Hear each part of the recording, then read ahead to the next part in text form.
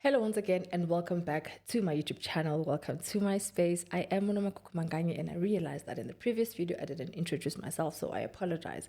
Forgive me. Thank you. And yeah, again, still, I am alone. I'm without a teddy bear. I'm without a book. But that's a temporary situation. Okay. And we're still going to sit down and have this chit chat because why not? Like, I'm pretty, I'm pang, everything is fly. And this July, I'm the one that has hands. I said in the previous video that June was throwing hands. July, I have hands and I'm fighting back. I've fought back, please, right? Thank you so much for your subscriptions. Thank you for your likes, for your comments. I see you. I see them. And I thank you. Appreciate it so much. Don't mind the same outfit. In my mind, I thought I would record on a different day, but I figured what I have planned for my second episode is more or less connected to this one. So I was just like, I still have the time. I still have the energy, so why not make the most of it, right?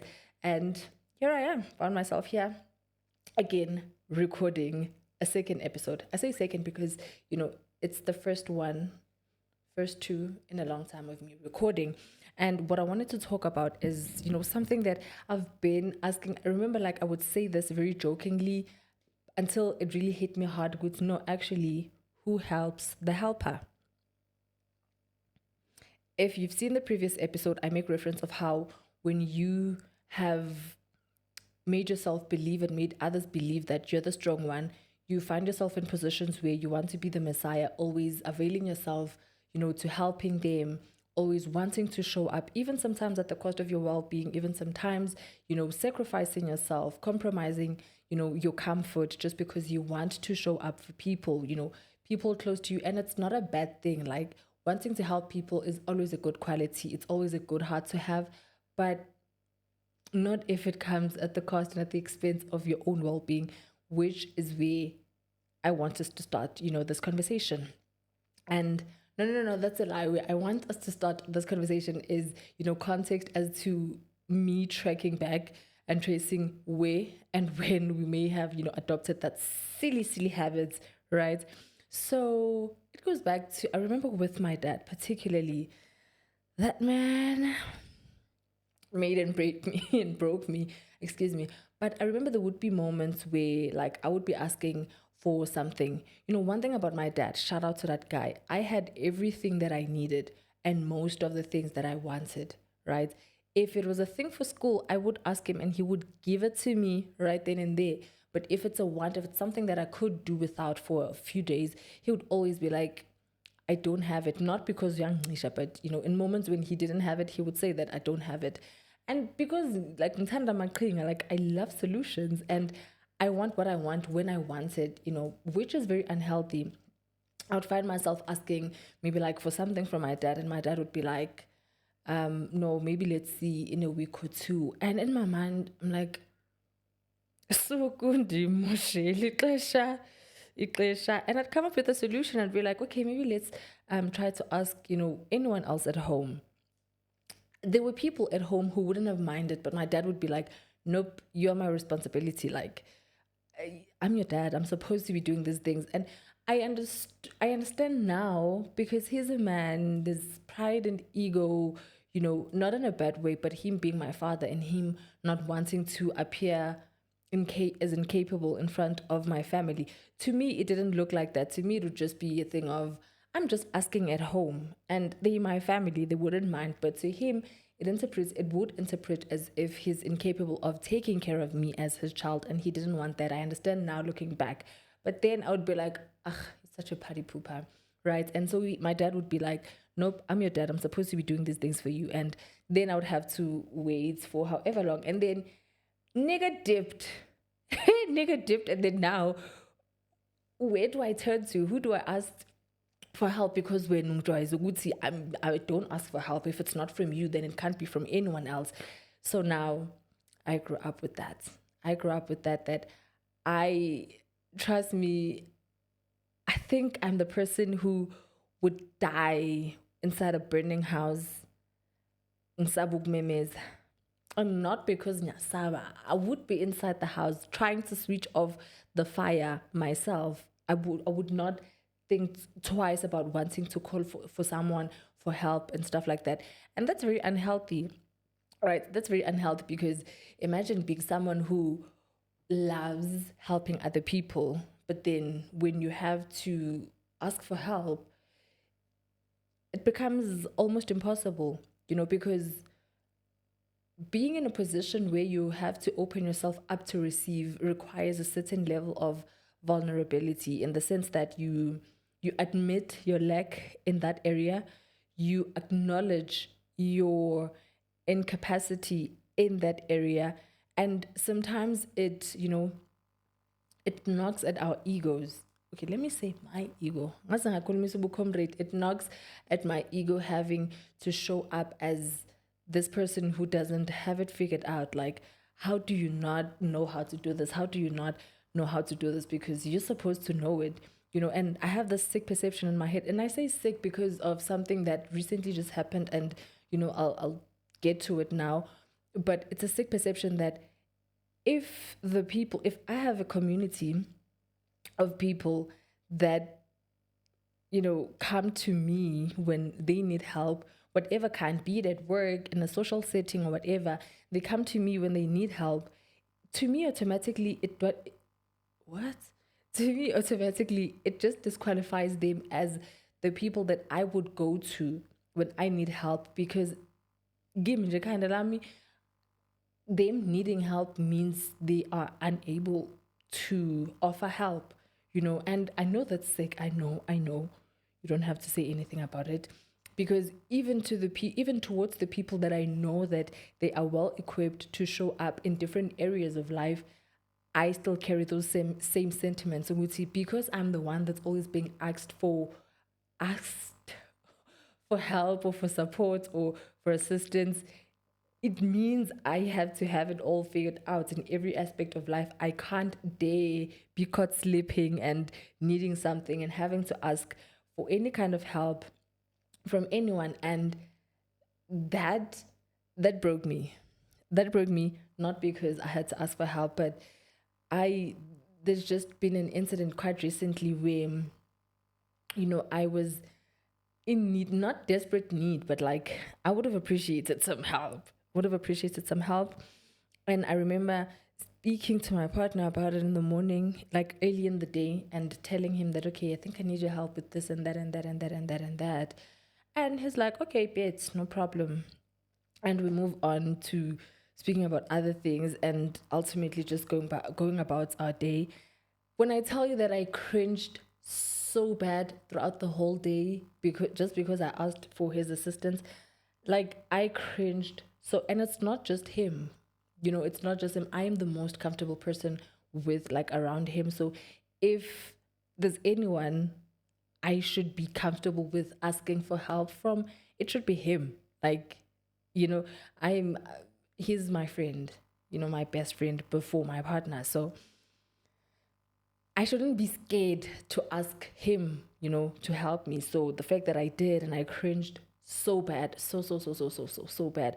And I ended up being like texting my brother, and I was like, yo, dude, I need your help. What that. And texting my brother on something that my partner had agreed on.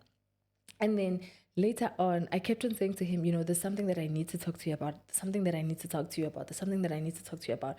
But I couldn't tell him because also it seemed so sickening. It sounded so sickening in my head. Why?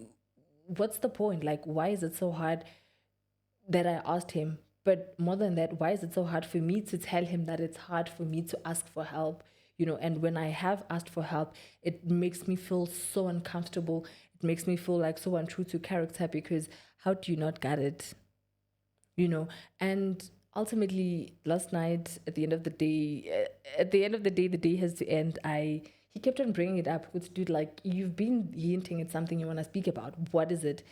And I had no choice but to tell him. And of course, as expected, it didn't sit well with him. It did hurt him. And he's very intentional with his words. And he said, I am bruised. And I was like, I get you.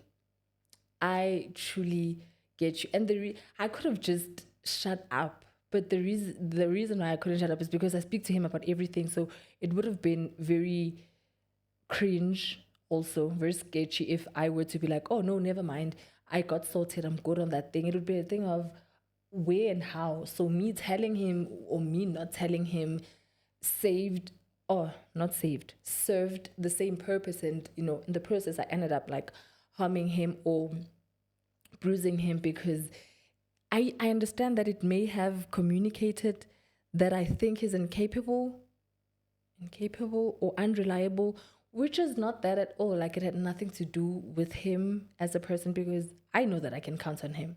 But the problem is me being the helper who is not accustomed to asking for help. And that is something that I want to break away from because trust me, those moments, even at work, where I'm just like, I could do with some help, but there would just be a spirit choking me and being like, you're a thug, you've got this. And I have to get it because, street cred high, and it hurts, it's heavy. But yeah, ultimately that's where we got to Tinji. Agumnandanga Shem guys about Superman. I have notes, right? And another thing is, I don't know why, but we tend to feel like when you ask or when you express your need to another person, you feel like you're just being like a burden. Like, I fear in my mind, after I spoke to my partner, I was not cringing because I asked him. I was cringing because I'm thinking, am I not burdening him? Am I not adding on to his problems? Am I not doing this? Am I not doing that? And I would hate that he would find himself in an uncomfortable position because he's trying to show up for me. But at the same time, I would like for him to show up for me because, I don't have to have everything figured out. And it begs the question to say, where is that coming from? Is it coming from pride? Yes, I know I touched on the fact, Uguti, it's a trait that I could have easily picked up from, the habits that my dad, sort of threw at me. Ngokuthi athi angingabocela like uma mncane endlini or what, because I'm his responsibility. But throughout the years, yebo, but throughout the years, excuse me, throughout the years, could it have also now become a thing of pride?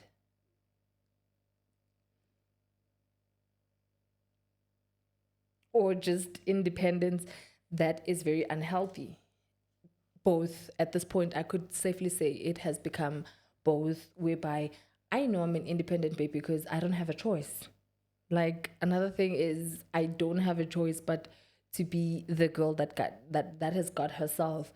But that becomes very unhealthy when you shut the door, towards the people that are willing to show up for you. Because yes, I am independent, but it doesn't mean that I have to now carry the whole world on my shoulders when there's people who are willing to take half and half.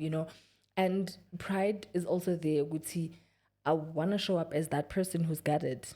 Yes, I know I've got it, but I don't have to always get it. And I put myself under so much pressure wanting to either show up as a person that's got it, and then at the end of the day, when I have to put it all down, boy, oh boy, oh boy, isn't it heavy?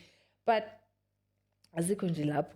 But another thing that I feel adds to that element of me not being able to ask, for help is the fear that, people may not show up for you or for me in this instance. People may not show up for me how I would show up for them. So, and that's very selfish. I know, Guti. If someone asked me for help, I show up fully. Like, I don't know if the next person realizes that this is my full capacity of showing up for them. But I have this thing of sometimes overextending myself. And, when you come across people who have very good boundaries and they refuse to do that, not because they're being selfish, but because they realize that they can't go beyond a certain mark trying to help someone while inconveniencing themselves. I feel like that's a boundary I need to develop. But I have this sick expectation that when I need help, I wish someone would show up for me exactly how I need them to. And if they don't, or if it's not that, it feels as good as you not having shown up at all. So I tend to also like preserve relationships by avoiding to ask for help, because if I ask for help and you don't show up how I want or how I wish you would, then I get disappointed in you. Going back to my sick relationship with disappointment, it changes the nature of our relationship, the dynamic of our relationship. So I would rather not ask anything at all from you just to preserve, a good relationship, be it friendship, which one, be it, social work or any form of relationship. I would just avoid asking for help because I fear that you will disappoint me and things won't be the same after you've disappointed me. Unhealthy, I know, but it is what it is. And another thing is that when you've asked for help, and I think this is my last point, when you have asked for help and someone, is willing, receiving is such a heavy thing. Receiving without guilt is such a heavy thing. It's a heavy thing for me because I tend to feel like now I owe you. Now you have one up over me, that if I ask for help from you and you help me, the next time you come to me and you ask for help, even if I know ukuthi I can't, I will feel like I have to, because I've carried, or I remain carrying and nurturing the guilt of receiving whatever kind of help that you may have offered to me, which is why in most cases I would rather not put myself in the position where I have to ask for help and then you offer me that help and I have to receive it, because I will spend my days carrying that guilt, waiting for you to come and ask for something from me to settle the score. So it just never is, it's just never received well. So in that moment, I'm just like, nah, I would rather not ask for help, because that person is going to have a one up on me, and all my days I'm just going to have to anxiously leave, waiting for the day when they would come and be like, hey, please repay. And what if they catch me on a bad day, or in a bad season, and I can't, and now it's bad blood. So I overthink too much to put myself in that position. So I'm always just like, if I can't do it for myself, then it means it can't be done, which is very unhealthy, and I need to unlearn that and like reinforce different boundaries and healthy boundaries for myself and for the people that are in my life, because wow, last night ended very badly for me. But we're neither here nor there. My baby and I are good. We're great. And yeah, I think that's where I'd like to park it, guys. Thank you so much for watching. I hope you took away a thing or a two. And let's communicate in the comment section. And yeah, I'll see you again. I can't even say from me and mine to you and yours, but from myself to you and yours. YouTube culture, YouTube culture. Don't forget to like, to comment, to subscribe, tell your friends, to tell their friends that I'm back. Recording videos again and again, and I'll see you again on the next video. From myself to you, good night. Not good night, good night.